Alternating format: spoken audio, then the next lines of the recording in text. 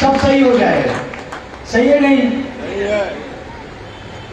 और अभी सदस्यता की बात आ रही थी। डिवाइस ऑफिस में एक समय में, एक क्षण में 40 लोगों की सदस्यता डिवाइस ऑफिस के अंदर हुई है। ये अटेवा है। और कल अभी हमारे पास लखनऊ में आए थे पशुधन प्रसाद अधिकारी होते हैं, उनका पूरा संघ हमारे पास आया था। हमको बड़ी खुशी हुई कि अब अटेवा किसी व्यक्ति को कोई बीमारी आएगी जानवर को तो एक माध्यम मिला है। और अटेवा ही है जो एक जगह आके सब मिल जाएंगे। और मैं इस बात को इसलिए कहता हूँ, विजय प्रसाद जी सुनिएगा, कि जब कोई बेसिक का टीचर मिलता था माध्यमिक वाले से तो उसे कहता था ना बेसिक का है, ऐसा होता था ना। माध्यमिक वाला डिग्री वाले के पास गया तो डिग्री वाला कहता माध्यमिक में, बड़े वैसे भाव से। फिर माध्यमिक वाला जब यूनिवर्सिटी, डिग्री वाला यूनिवर्सिटी जाता था तो यूनिवर्सिटी वाला कहता था डिग्री का हम यूनिवर्सिटी में है। और अगर प्राइमरी के मास्टर के यहाँ सफाई कर्मचारी पहुंच जाए, अरे सफाई सर बता रहा हूं, लेकिन मुझे फक्र है अटेवा ने असली भारत उतारा है। आज अगर सफाई कर्मचारी प्राइमरी के स्कूल के पास जाए, अध्यापक कुर्सी छोड़ के उसको बैठाता है, यही अटेवा है। यही अटेवा, यही सुंदर भारत का नजारा है। और यहाँ बैठे होंगे बगल में प्रोफेसर, उसके बगल में सफाई कर्मचारी। कितना अद्भुत छटा है अटेवा का। आप उसकी सही ताकत को, इसके अंदाज को नहीं लगा पा रहे। आप अपने विभाग में लड़ते होंगे, सिंचाई वाला सिंचाई, पीडब्ल्यूडी, बेसिक वाला बेसिक, माध्यमिक वाला माध्यमिक। अरे सारी नदियां हैं, अटेवा समुद्र है। तमाम सारे संघ होंगे, अटेवा संघों का संघ है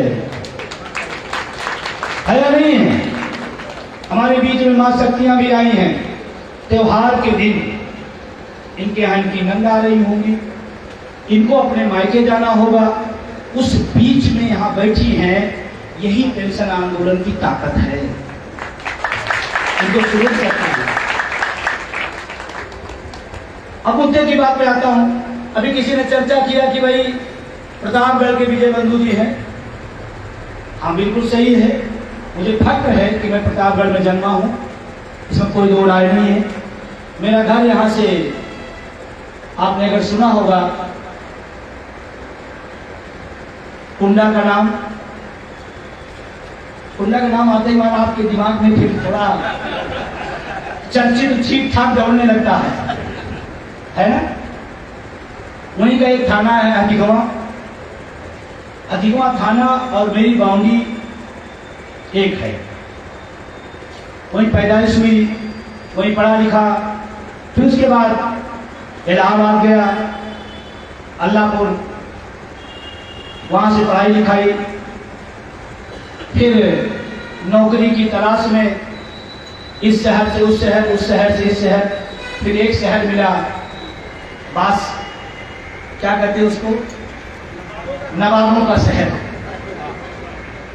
तो प्रतापी शहर से नवाबों के शहर में पहुंचा, लखनऊ। लखनऊ में मैं रहा तो पेंशन की जब बात आती थी तो कोई संघ वाला आता था तो मैं एक ही बात पूछता था, मेरी पेंशन का क्या हो रहा है? और आपको सच बताऊं, कहना नहीं चाहिए, तमाम संगठनों के बड़े बड़े नेताओं से मैंने पूछा मेरी पेंशन का क्या हो रहा है, तो कहते थे देखो देखो 40वें नंबर पे लिखा है ना। मतलब जितनी मांग पाता थी सबसे नीचे वाले कहता था। हमें बहुत पीड़ा होती थी, इतना बड़ा मुद्दा, नौजवानों का मुद्दा, सबसे नीचे कैसे बैठा? तो मेरी उनकी झड़प हो जाया करती थी। फिर वो ये भी कहते थे लिखा जरूर है लेकिन होगा नहीं है, तो कहते थे। कई बार ऐसे हुआ। अब मुझे पीड़ा होती तो बड़े, मतलब जैसे पेंशन की बात उठा के मैंने कोई अपराध कर दिया, इस तरह का भाव हुआ करता था। सबसे लास्ट में रखते थे, भाव भी बिल्कुल अछूतों की तरह कि हमने पेंशन बोल दिया तो हम हो गए। और उसके बाद वो दर्द, वो टीस निकली। और किसी विद्यालय में एक जगह लिखा हुआ था कि अंधेरे को कोसने के बजाय, त्रिपाठी जी, अंधेरे को कोसने के बजाय एक दीप जलाओ, और वही दीप अटेवा हो गया। वही दिन बटेवा हुआ। और आज मुझे फख्र इस बात का है, आप हिंदुस्तान के किसी कोने में जाइएगा, किसी विभाग का कर्मचारी होगा, आप बताना मैं अटेवा प्रतापगढ़ से हूं, अटेवा का नाम सुनते मान आपको सम्मान की दृष्टि से देखता है और आपकी मदद करेगा पूरे देश के अंदर। और अगर मैं झूठ बोल रहा हूं, उसे मैं झूठ नहीं बोलता क्योंकि मैं प्रधानमंत्री नहीं हूं। आप समझिए क्या, समझदार ज्यादा। आप इस बात को तथ्य रखना, दिल्ली की रैली जो थी 1 अक्टूबर की, जो भारत नहीं पूरी दुनिया के ट्रेड यूनियन की इतिहास की, पढ़े लिखों की सबसे बड़ी रैली पूरी दुनिया की थी वो, भारत की नहीं पूरी दुनिया की, जहां 15 से 18 लाख लोग दिल्ली आए। अगर मीडिया हमारा लोकतंत्र का चौथा स्तंभ होता तो उसी दिन पेंशन बहाल हो गई होती। अगर तानाशाह सरकार न होती, संवेदनहीन सरकार न होती, तो आपकी पेंशन उसी दिन बहाल हो। लेकिन रेल के डिब्बे में आप जब चढ़े होंगे तो टीटी मिली, आपको पूछा नहीं होगा। हमने टीटी के जो राष्ट्रीय अध्यक्ष हमसे बात किया कि भाई मेरी रैली कैसे होगी, उन्होंने कहा अध्यक्ष चिंता न करिएगा, हमारी ड्यूटी लगती है कि डिब्बे में कौन चढ़ेगा और कौन टिकट लिया कौन नहीं लिया, हम चेक करने के लिए हमारा टीटी समुदाय होता है, वो भारत सरकार हमको तनख्वाह देती है। लेकिन आप इतना बड़ा काम कर रहे हैं, हमारे टीटी उस दिन चेक करने के लिए नहीं, उस दिन ड्यूटी बैठाने के लिए लगाए गए हैं, कोई छूटने न पाए।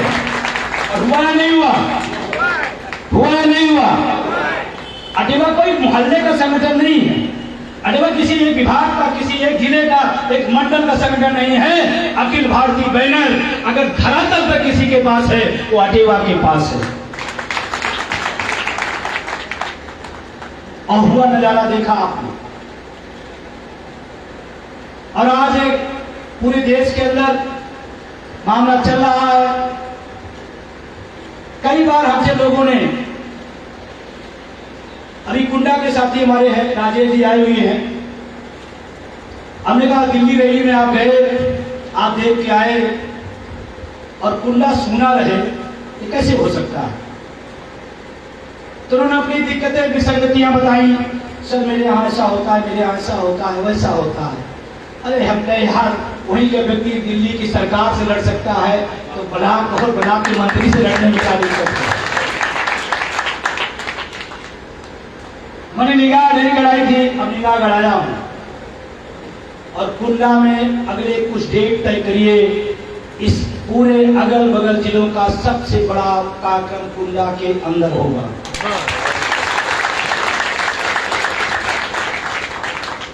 और आज तो कोई सभा, कोई बहुत रैली तो नहीं थी ना, आज तो गोष्ठी का था मामला।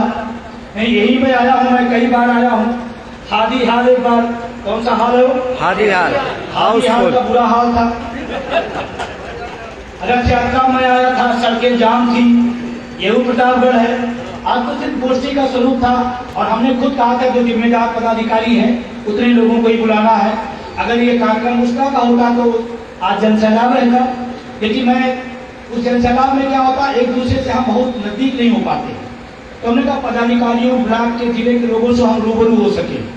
और आने वाले टाइम में बड़ा और होगा। प्रतापगढ़, मुझे फख्र है सीपी राव जी, उनकी पूरी टीम पर कि आज प्रतापगढ़ पूरे उत्तर प्रदेश के मजबूत जिलों में गिना जाता है। ये हमारे लिए फख्र की बात है।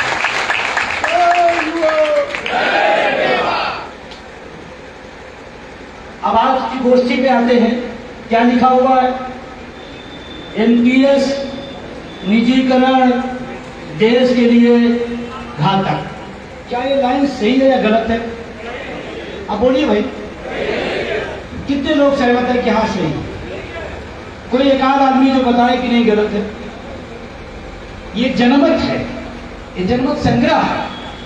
जनमत कह रहा है ये गलत है, फिर आप क्यों थोप रहे हो? क्यों थोप रहे हो भाई जबरदस्ती आप? अब एनपीएस की बात बताई, तमाम लोग मोबाइल लिए हैं, मोबाइल है। अभी बांग्लादेश में घटनाक्रम हुआ, वहां के लोगों ने सत्ता के खिलाफ विद्रोह किया, तख्ता पलट किया, वहां के लोग अपनी सत्ता के खिलाफ काम किए, सत्ता पलट गई, उनके प्रधानमंत्री भागे, उन्होंने अपना सत्ता पलटा। मेरा कोई उसमें रोल नहीं है, आपका कोई रोल है? आपका कोई रोल? आप गए बांग्लादेश, आप सत्ता पलटने में कोई काम किए? नहीं किए। लेकिन मजेदार बात देखिए, पलटा उन्होंने, भागा वो लोग, पैसा आपका डाउन हो गया। देख लेना, एनपीएस खोलना, उस दौर में 30,000, 40,000, 50,000 लोगों के गिर गए। भाई मेरा क्या दोष है? मैं तो सत्ता नहीं पलटा, मैं तो सत्ता पलट नहीं किया, तो मेरा पैसा क्यों गिर रहा? इसी बात का विरोध है, इसी बात के लिए समझाने आए हैं, बताने आए, कहने आए हैं। एनपीएस देश के लिए नुकसानदेह। यूक्रेन में युद्ध हो, सफाई कर्मचारी का पैसा डाउन हो जाए। यूक्रेन से अयोध्या प्रसाद जी का क्या लेना देना? कोई तार है क्या? 5 तार जुड़ा है क्या आपका? बताइए। यूक्रेन में युद्ध हो रहा, एनपीएस का पैसा मेरा गिरा, देश के लिए नुकसानदेह है नहीं है? और उसके बाद एनपीएस में जो लोग पेंशन में आ गए 1200-1800 रुपए, ये देश का नुकसान नहीं है? जो आदमी ने 25 साल 30 साल अपनी सेवाएं दी हैं इस देश को, इस समाज को, इस विभाग को, उसके बाद वो 1200 रुपए में फिर पान की दुकान खोले, वही शिक्षक पान की दुकान खोले और अपने को सबसे बताए कि मैं अध्यापक सेवानिवृत्त हूँ, मुझे 1200 रुपए मिलता है, तो देश की तरक्की मानी जाएगी, अवनति मानी जाएगी? देश का नुकसान है नहीं है? कोई मान लीजिए अंग्रेज आ गया, उसने भैया भारत विश्व गुरु बन रहा है, आप बताइए, कल हम भी 22 साल सेवाएं दिए थे, पान की दुकान पे है, विश्व गुरु बना रहे हैं, देश का नुकसान ही नहीं हो रहा है। अब तो एनपीएस देश के लिए घातक है। हाँ, फायदा किसके लिए? पूंजीपतियों के लिए। किसके लिए?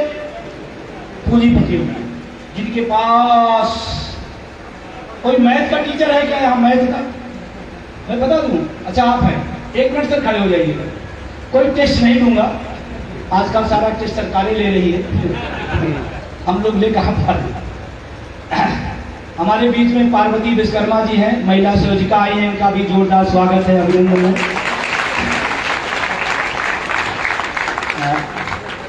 बहुत अच्छा लगा आप आई, ये भी बहुत ही जुझारू महिला क्रांतिकारी नेता है। और प्रतापगढ़ वाले तो प्रतापगढ़, अब प्रदेश वाले भी थोड़ा बहुत डरने लगे इनसे। ये प्रतापगढ़ मिट्टी का कसूर है, उसमें उनका दोष नहीं है। आपसे जब मैं पूछ रहा, फटाफट मोबाइल निकाल लीजिए, कुछ लोग मोबाइल लगे लिए होंगे, जो लोग रिकॉर्ड नहीं करे वो निकाल लेंगे। ऐसे मैं बता रहा हूं कि एनपीएस कैसे घातक है। उत्तर प्रदेश में 15 लाख एनपीएस में है, 15 लाख एनपीएस में है। कोई सफाई कर्मचारी है तो कोई आईएएस है। सफाई कर्मचारी का 3,000 करता होगा तो भाई अजय भाई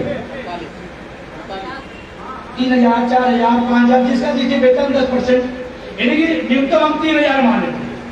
कोई इंटर कॉलेज का टीचर होगा उसका 10,000 कट रहा होगा, कोई डिग्री का उसका 15,000 कट रहा होगा, कोई आईएएस होगा उसका 25 कट रहा होगा। मैथ के टीचर हैं, समान बात निकालिए, 10,000 हो सकता है। 3,000 न्यूनतम, 25,000 अधिकतम, समान पाल निकाल लेते 10,000 मोटा मोटा। अब 10,000 एक व्यक्ति दे रहा है, संख्या कितनी है? 15 लाख। 15 लाख बुरे 10,000, ये कोई बताएगा? जो सबसे बड़ी टेक्नोलॉजी आपके हाथ में है वो फेल है, बता ही नहीं पाएगी। गुणा करिए, वो नहीं बता पा रही होगी, आप बता रहे वो नहीं बता पा रहे।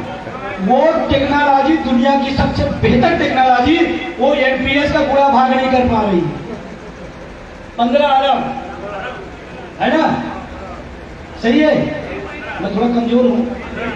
15 अरब एक महीने का, मैं आ रहा हूं। 15 अरब रुपए उत्तर प्रदेश के एक महीने का, 12 महीने से मल्टीप्लाई करिए, 12 से 1 साल का पूरा निकालिए, कितना आया? कितना आया? 180 अरब एक साल का, 180 अरब एक साल का। हमारा 10%, अभी सरकार का 14% नहीं है। समझो बात को, क्यों समझना इस बात को? अभी 14% सरकार का, तो अगर हम 200 करोड़ मान 200 अरब मान लेते हैं तो 180 अरब और 200 अरब कितना हो गया? 380 अरब एक साल का।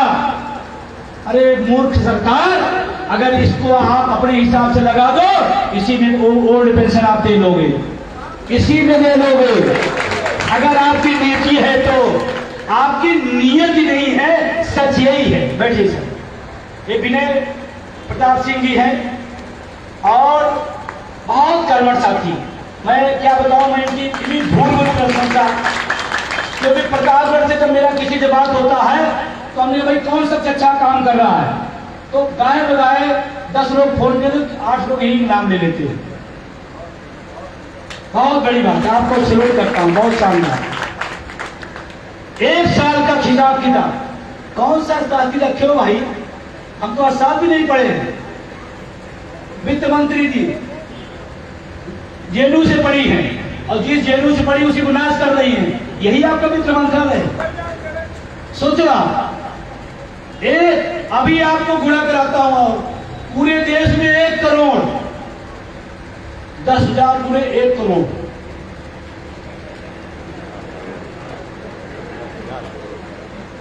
ये सरकार मूर्ख है? नहीं, मूर्ख नहीं है, हमको आपको मूर्ख बना रही है। अपने पैसा सरकार को, सरकारी कर्मचारियों का पैसा उद्योगपतियों को दे रही है, किसान के बेटे को, जो आप तमाम सारे हमारे कर्मचारी किस घर से आते हैं? किसान, मजदूर, खुमचा, ठेला, उनके घरों से आते हैं, उनका पैसा उद्योगपतियों के खेल खेला जा रहा है। तभी तो बांग्लादेश में लड़ाई हुआ रहा, पैसा गिरा। इतना बड़ा स्कैम, एनपीएस दुनिया का सबसे बड़ा घोटाला है, सबसे बड़ा घोटाला। और अभी ये सामने चल रहा है। मान लो आगे आपकी रिटायरी हो गई और उस समय पाकिस्तान में तख्ता पलट हो गया, 1 करोड़ आपका दिख रहा था, पाकिस्तान में तख्ता पलट, आप आ गए 40 लाख में। आपने जमा किया था 50 लाख, टोटल आया 40 लाख। उसके पहले तो टैक्स भी ले लेते थे, अटेवा के संघर्ष से छूटा है। आपको क्या मिलेगा? एक प्रकार से जुआ अपराध है और एनपीएस सरकार वैधानिक रूप से हमको मजबूर करके जुआ खिला रही है हमारे पैसे से। पैसा किसका है? नेताजी का नहीं है, पैसा एमएलए का नहीं है, एमपी का नहीं है, वो गरीब गुरबा किसान घर के बच्चे जो लड़के दड़के सरकारी नौकरी में आते हैं, उनका है, उनका खेल खिला रहा है। देश के लिए घातक है या नहीं है? और कुछ लोग यहाँ ओपीएस में भी होंगे, है क्या कुछ लोग हमारे बीच में जो ओपीएस में है?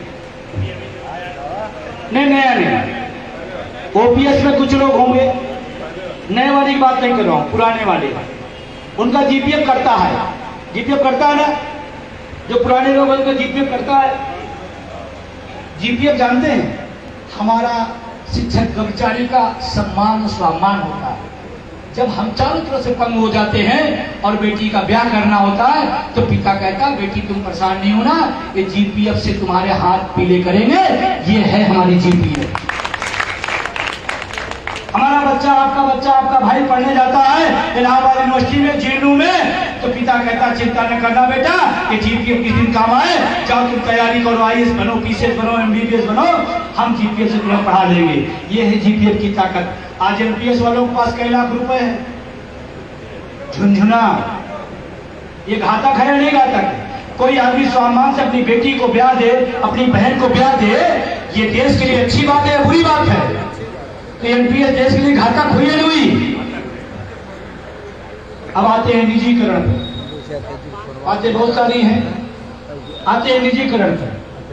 बहुत लोगों ने कहा कि अटेवा निजीकरण की बात कर रहा है। खुशी है मुझे, देश का इकलौता संगठन निजीकरण के खिलाफ बोला है, एक भी नहीं बोल रहे हैं। कभी सुना है किसी के मुंह से, किसी संगठन से, किसी नेतृत्वकर्ता से? नहीं सुना।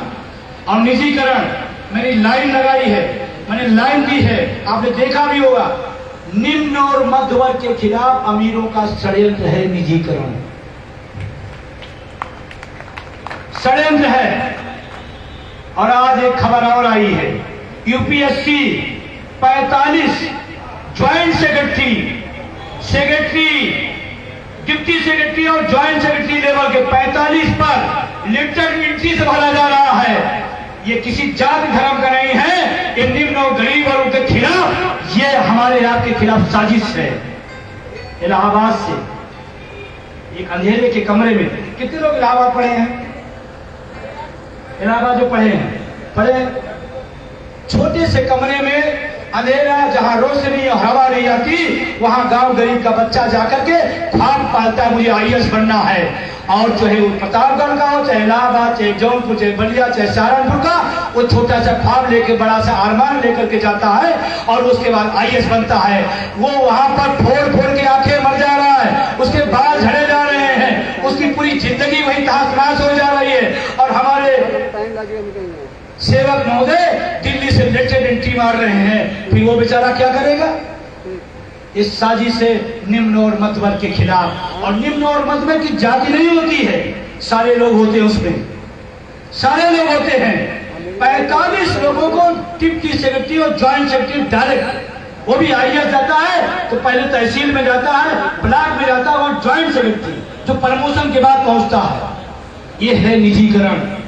कल आपका बेटा हो सकता है आईएएस की तैयारी करता बन जाता, लेकिन अगर ये तरीका होगा तो आपका बच्चा आईएएस नहीं बनेगा, संविदा कर्मचारी बनेगा। गलत तो नहीं हो? क्या लेटर एंट्री सही है? होना चाहिए। ये सरकार क्यों कर रही है? यही है निजीकरण। इसी खिलाफ अटेवा बोलता है, इसी खिलाफ विजय बंधु बोलता है। तो तमाम राजनीतिक दलों, नेताओं को इसी बात को दिक्कत होती है, क्योंकि मैं जब बात बोलता हूं तो सीधी बात बोलता हूं। और मुझे दुख है तमाम कर्मचारी संगठन, शिक्षक संगठन से कोई बोल नहीं रहा, क्योंकि बोलना चाहिए। 2004 की चुप्पी का टीस आज हम लोग झेल रहे हैं। आज निजीकरण की सौगात दी आ रही है। आज हम नहीं बोलेंगे, हमारे आने वाली पीढ़ियां पानी पी पी के गालियां देगी आपको, जो नहीं लड़ेगा। क्यों भाई काला काकर? गलत तो नहीं कर रहा हूं। हम आपको नौकरी भी पा गए, वो नौकरी भी नहीं पाएंगे। विभाग खत्म, पद खत्म। किस बात का भाई? किस बात के लिए? अभी प्राइमरी में आ गया कि कई स्कूलों को मिला के एक स्कूल बना दिया जाएगा। या आपको क्या लगता है ये जो दिखाया जा रहा है वही सही है क्या? नहीं। अटेवा आगाह करता है ये संस्थाओं को सरकारी और सरकारी नौकरियों को खत्म करने का एक तरीका है, धीरे धीरे। और अगर उदाहरण आप बताऊं, जूनियर और बेसिक मर्ज हुए थे, कितने पद आपके हेडमास्टर के मारे गए?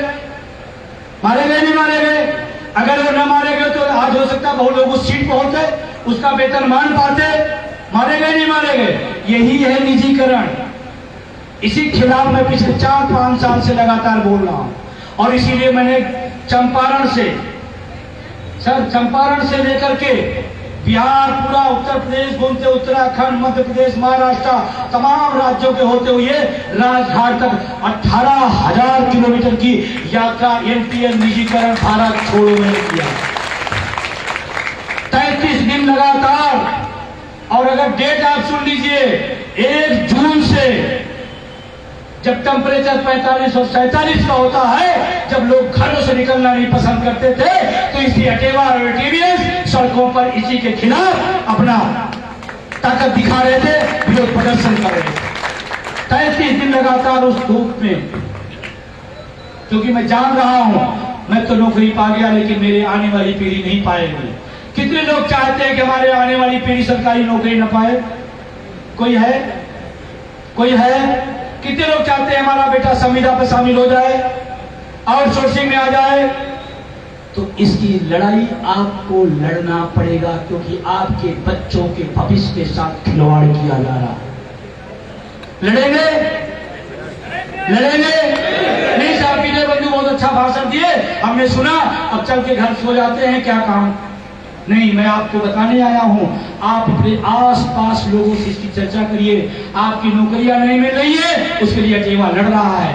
आप अभी जो सम्मेलन हो रहा है स्कूलों का, इसको हम आप नहीं रोक पाएंगे। एक तरीका, एक फार्मूला मैं बताता हूं, रुक जाएगा। बताऊं? बताओ फार्मूला। आपके यहां जितने जितने बच्चे आ रहे हैं, आप सरकार कहे न कहे, आप छात्र संख्या बढ़ाने के लिए अभिभावकों की बैठक करिए और अभिभावकों को बताइए ये स्कूल बंद होकर के आपका बच्चा 20 किलोमीटर जाएगा, आप चाहते हो क्या? उसको बताओ, आने वाली नौकरियां खत्म करने का तरीका उसको मिलाओ, उसको बताओ। अगर जिस दिन स्कूल बचाने के लिए अभिभावक खड़ा हो गया, कोई सरकार की औकात नहीं है इसको रोक दे। कारण क्यों बता रहा हूं?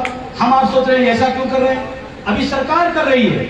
अभी पूर्व वित्त सचिव वेणुगोपाल साहब जो एनपीएस के सुधारक और पथ प्रदर्शक बने हैं, अभी उन्होंने बयान दिया ओपीएस बहाल होगी तो आम नागरिक पर असर पड़ेगा। ये बयान सरकार का है, भोपू है। भोपू कौन है? वेणुगोपाल साहब।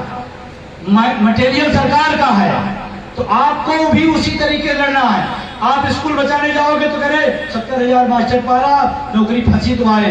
आप अभिभावकों को घर घर समझाओ कि आपकी शिक्षा के खिलाफ ये काम हो रहा है, आपको हमसे ज्यादा विरोध करना, हम तो ट्रांसफर होकर और जगह चले जाएंगे, लेकिन आपका बच्चा अनपढ़ रह जाएगा, आप क्या पसंद करोगे?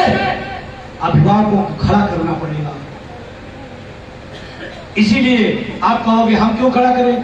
पढ़ा लिखा नौकरी पेशा की सबसे बड़ी जिम्मेदारी समाज और देश को दिशा देना होगा।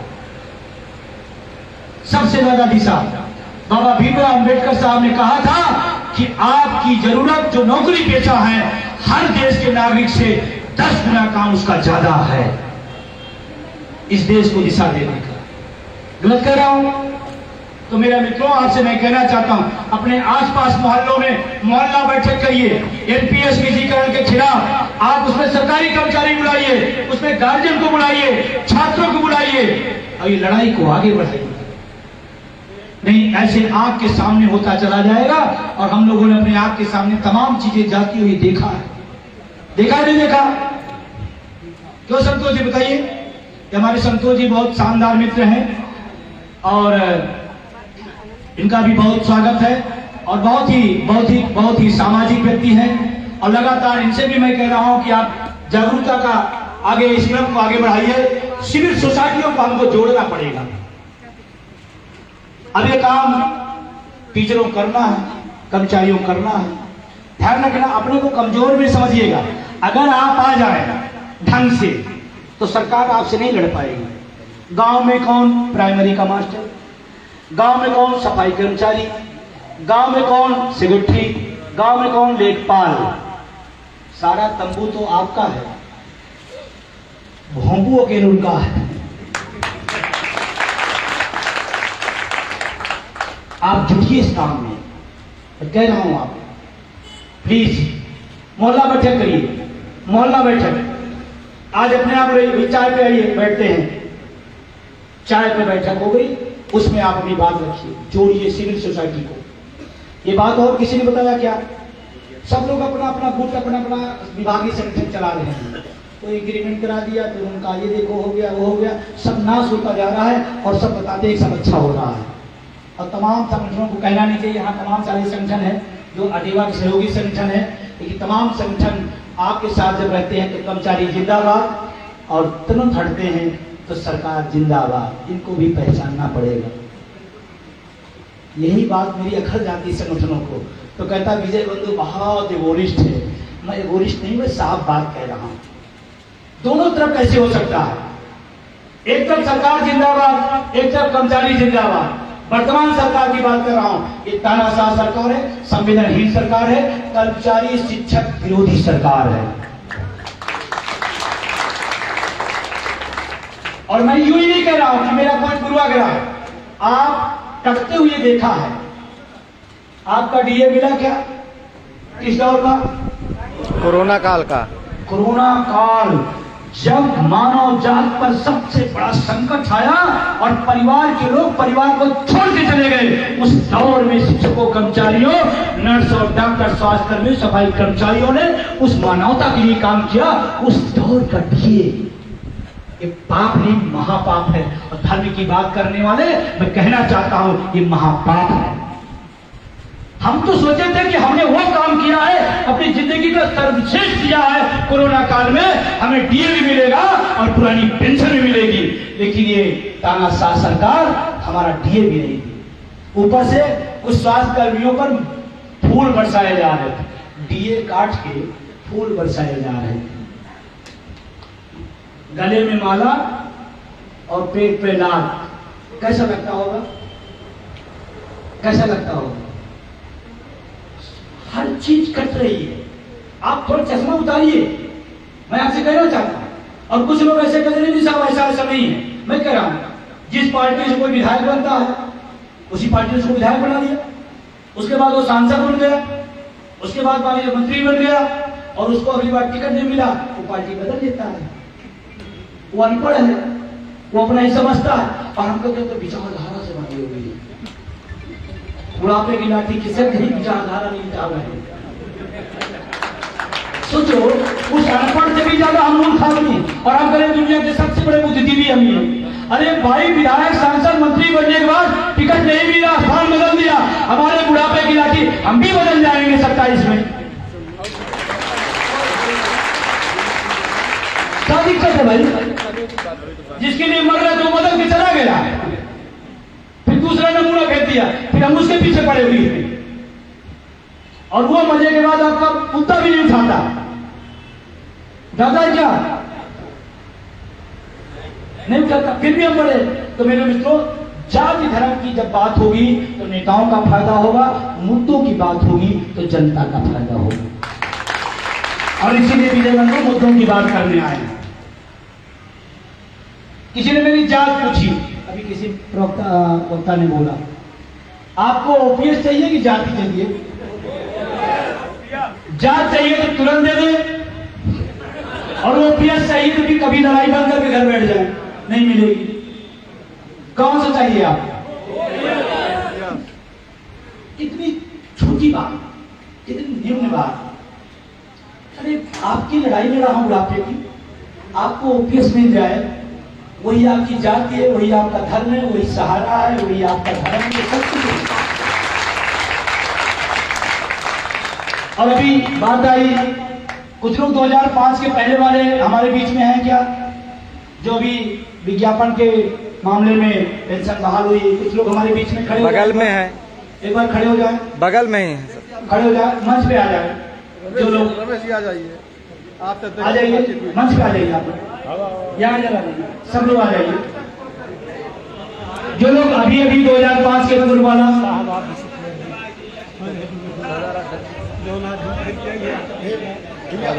अच्छा पीछे थोड़ा पीछे देखिए, थोड़ा पीछे जगह है, पीछे थोड़ा पीछे हो लीजिए। हाँ,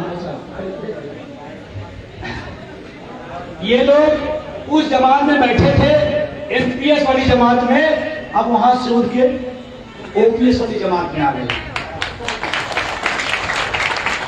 इनके चेहरे देखिए, इनकी खुशियां देखी, इनका अंदर अंदर रोम रोम आह्लादित है ओपीएस होने से।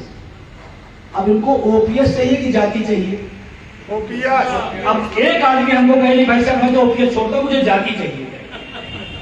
कोई छोड़ेगा भाई? नहीं, कोई नहीं, तभी तो हम लोग एकजुट हैं आपके नेतृत्व में। आप समझो, ये एनपीएस में थे, ओपीएस में आए, और कहने को कुछ कोई कह रहा हो हमारी जात विजय बंधु, कोई कुछ कह रहा हो, कोई कुछ कह रहा हो कि भी इस विभाग ने कर दिया, इस संगठन ने कर दिया। मैं आपको खुली बात बताने आया हूं, लड़ा सब में होगा, मैं नहीं कहता। जैसे बीसीपीटीसी वाले हाई कोर्ट से लेकर सुप्रीम कोर्ट तक बहुत संघर्ष किए, लेकिन आदेश कोर्ट का आया था, लेकिन सरकार नहीं मान रही। सही है, नहीं सही है? और आज की लड़ाई नहीं, बहुत पहले की लड़ाई, अरे लेकिन नहीं माना। मुन्ना सिंह जी हैं, पीडब्ल्यूडी का आपका प्रकरण है, कई विभागों का मामला मैं जानता हूं, कोर्ट ने फैसला दिया, नहीं माना गया। क्यों भाई, अभी तक क्यों नहीं माना गया? अटेवा ने लोकसभा चुनाव में वोट फॉर ओपीएस किया और उत्तर प्रदेश में लोकसभा की सीटें कम हुई, और आपको ओपीएस अभी आधा हराया हूं तो आधी मिली है, 27 में पूरा हराऊंगा, पूरी मिली। विजय बंधु जिंदाबाद, विजय बंधु जिंदाबाद। बनाने के लिए वही जो सुप्रीम कोर्ट वही बेंच आदेश दिए आप लोगों के प्रकरण का मामला था। अब मैं थोड़ा सा बताना था। फिर अभी जब चुनाव के समय अटेवा उनके सहयोगी संगठनों का कोई नहीं था, मैं बहुत जिम्मेदारी से कह रहा हूँ। और फॉलो आप फेसबुक चेक कर लेना, बड़े बड़े नेताओं के, कर्मचारी, शिक्षक संगठनों के चुनाव के समय एक आदमी का पुरानी पेंशन संबंधित कोई मुद्दा नहीं था। सब कौन थे? अटेवा और अटेवियंस, उनके सहयोगी लोग पूरी ताकत से लड़े और आज फैसला अटेवा के वजह से आया, इसको भूलना नहीं।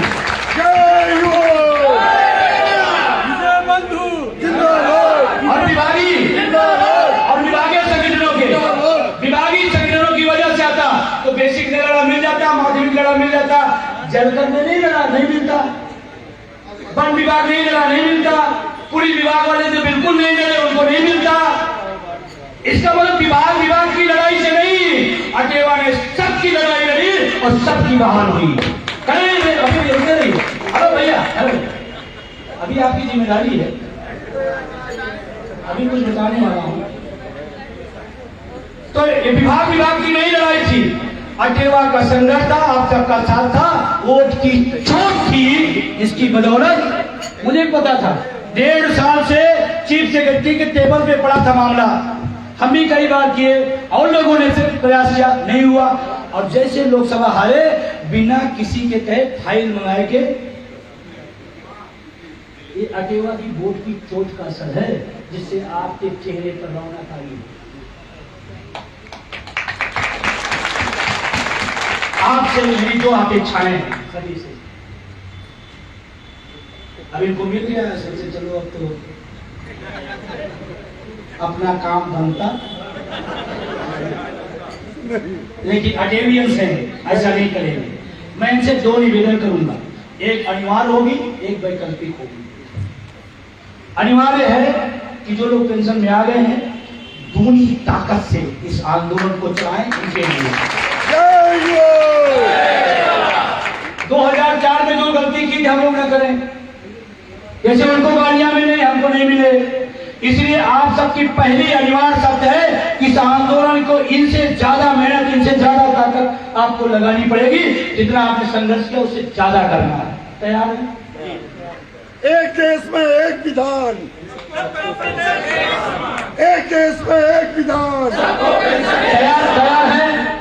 दूसरा एक वैकल्पिक है, आपकी इच्छा होगी तो करिएगा, न इच्छा होगी तो ना करिएगा। इस पूरी पेंशन आंदोलन में एक आदमी ने शहादत दी है, डॉक्टर रामाशीष सिंह, जिसकी मूर्ति पर हम लोग माल्यार्पण करते हैं, याद करते हैं। आपके घर में उजाला आया है, लेकिन उसके घर में सदा सदा के लिए अंधेरा हो गया, और उस व्यक्ति ने हम आपके लिए शहादत दी है। तो संगठन ने एक फैसला किया है कि उनके सम्मान में लखनऊ में डॉक्टर रामाशीष सिंह स्मृति भवन बने। अच्छा रहेगा? ये फैसला 1 साल पहले का था और ये फैसला हो गया था, और तमाम सारे लोगों ने सहयोग किया है, मैं उनको धन्यवाद देता हूँ। लेकिन आपसे अपेक्षाएं ज्यादा हैं कि अगर आपको लगता है कि मेरे घर में उजाला किसी के कुर्बानी से या बलिदान से आई है, तो उस रामाशीष सिंह के स्मृति भवन में आप अपनी तरफ से अधिकतम सहयोग कर दीजिएगा। और मेरी इच्छा है कि कम से कम आने वाली जमात जब वहां लखनऊ जाए तो जाने कि रामाशीष कोई थे जिन्होंने पेंशन आंदोलन में शहादत की है, तो उनको लोग जाने और पहचाने और माने कि हाँ किसी ने बड़ी कुर्बानी दी है। यूं ही पूछ जाए तो कदम में नहीं मामला है, और लखनऊ में हुई तो लखनऊ में ठीक रहेगा। तैयार है? तैयार है? एकदम। कुछ लोग इसमें डबल वाले भी होंगे, हैं क्या? कुछ लोग हो सकते हैं डबल वाले हैं क्या? पीछे कौन? संजीत जी, पीछे वाले आगे आ जाए। डबल पेंशन तो इनका योगदान भी करिएगा। और वहां पर आपको खुशखबरी बता दें कि जो स्मृति भवन का हम सब ने सपना देखा था, उसका एक छत और दूसरी छत लगभग हो गई है, आगे का काम चल रहा है। आप सब उसमें सहयोग कर देंगे तो एक शानदार स्मारक, एक स्मृति भवन वहां तैयार हो जाएगा लखनऊ के अंदर, और हमें उम्मीद है कि आप सब करेंगे, अधिकतम करना है। और अगर आपको समझ में आए तो आप थोड़ा परिभाषा बताएं ओपीएस क्या है।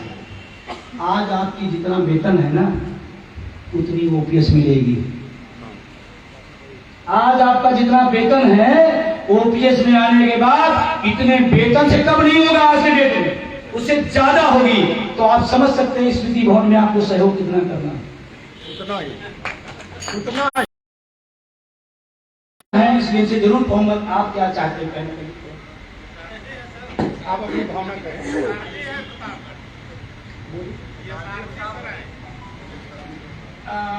स्मृति भवन को बोलना। स्मृति भवन, देखिए मेरा मानना है कि कोई भी व्यक्ति जो सर्वोच्च बलिदान दे सकता है वो उसके प्राण की आहुति ही होती है। और आदरणीय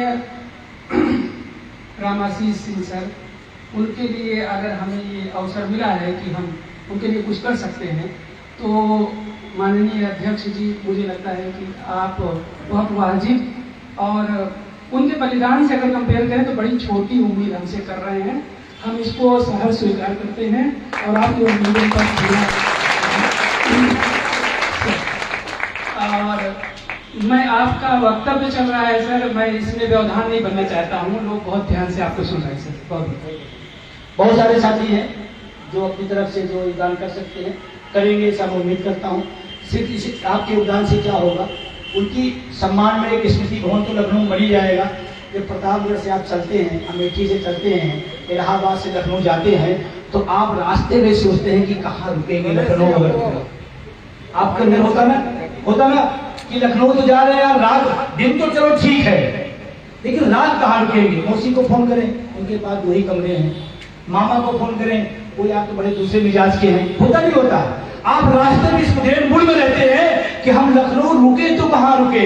और डॉक्टर रामाशीष सिंह स्मृति भवन आप जब आइए, 1 दिन 2 दिन आपका वो जगह रहेगा, आप खुले मन से वहां रुकिए, ये आपके लिए सहूलियत हो जाएगी, जो बहुत बड़ी बात है। और सिर्फ इन्हीं के लिए नहीं, आप लोग भी इसमें सहयोग कर सकते हैं। ऐसा ना सोचो कि इन्हीं का है मामला, ये तो स्पेशल है। आप भी अपना सहयोग करें। उसमें नियम है 5100 या उसके ऊपर जितना भी लोगों ने सहयोग किया है उनमें दानदाताओं में वहां शिलापट पे नाम रहेगा, क्योंकि आपने दिया है तो आपका नाम लिखने में मुझे क्या दिक्कत है। आपके सहयोग से आया तो बहुत सारे लोगों ने, अभी अमेठी में इसलिए मंजीत जी, अभी मैं अमेठी था, एक व्यक्ति ने जो उन्होंने कितने घोषणा की थी, उन्होंने 51,000 घोषणा की थी मेरी तरफ से। और इसको इसलिए कह रहा हूं कि आपको जो चीज मिली है आप महसूस कर रहे हैं, नहीं कर रहे हैं, बहुत बड़ी चीज मिली है, बहुत बड़ी चीज। आपका नाती, आपका पोता, आपकी बहू, आपके घर के लोग जब आप चाय मांगोगे तो काफी देंगे, बूढ़े हो जाओगे 4 बादाम देंगे, बाबूजी खाते रहिए, क्योंकि 80,000 पेंशन आती रही, बुढ़ा जिंदा रहे तभी 80,000 आएगा। बहुत बड़ी चीज, उसको आप महसूस करें और उसी के लिए इनके लिए लड़ाई लड़ना है। धन्यवाद आप सब। ठीक है, तो बहुत सारा समय हो गया, बहुत सारी बातें हो गई। अब लास्ट में ओपीएस बहाल होगी नहीं बहाल होगी, इसमें कोई शंका किसी को होगी? क्या फार्मूला बता दूं? क्या सीपीआर जी फार्मूला बता दूं? क्या बताओ कि 2027 लास्ट इस लड़ाई का इधर लिया उधर, 27 के पहले या 27 के लास्ट ओपीएस वाली। मेरे पास दोनों फार्मूले हैं। पहला फार्मूला, महाराष्ट्र हरियाणा में चुनाव दोनों जगह ओपीएस जीतने जा रही है, और जैसे वहां पर दोनों जगह जीतेगी, अगला चुनाव उत्तर प्रदेश का, सबसे ज्यादा दबाव किसका होगा? अरे ओपीएस वालों ने महाराष्ट्र हरा दिया, हरियाणा हरा दिया, छोटा सा राज्य है, ये तो बहुत बड़ा राज्य है। पहला दबाव उत्तर प्रदेश सरकार पे आएगा। और मैं तो माननीय मुख्यमंत्री से खुले दिल से कहता हूं, आप ये मौका मत हाथ से जाने दो। आज आप बैठे हो, आप बाहर करो, आपका सम्मान हम लोग करेंगे। हमको चाहिए ओपीएस, ये दे या वो दे, हमें चाहिए कोई दे। आपके पास आज मौका है, आप महाराष्ट्र और हरियाणा का रिजल्ट देखिए, 10 उपचुनाव का रिजल्ट देख लीजिए, मन करे तो और उसके बाद आप बहाल कर दीजिए। और आप भी दिल्ली से परेशान हैं, माननीय मुख्यमंत्री जी दिल्ली से परेशान हैं। हम तो कहते हैं, मैं फार्मूला बता रहा हूं, मुख्यमंत्री जी के संकट का बहुत बड़ा मंत्र है। उत्तर प्रदेश में बहाल करो, मोदी जी के घर के बगल में योगी जी का 10 लाख लोगों के बीच में सम्मान मैं करूंगा।